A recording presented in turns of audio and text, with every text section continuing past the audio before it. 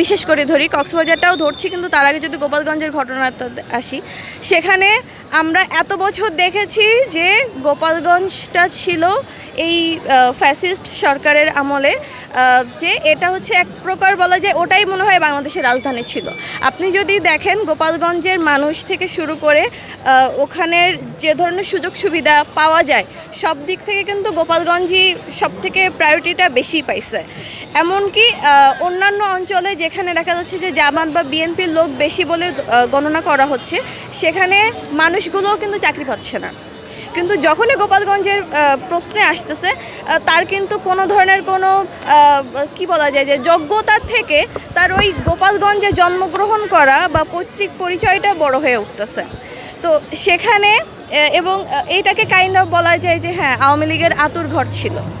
এবং সেখানে যেহেতু আমাদের এনসিপি যখন পদযাত্রায় ছিল, তাদের ওপরেই তো আওয়ামী লীগের যে বড় ক্ষোভ, সেইটাকেই হয়তো বা বাস্ট আউট করছে, খুব স্বাভাবিকভাবে বাস্ট আউট করছে।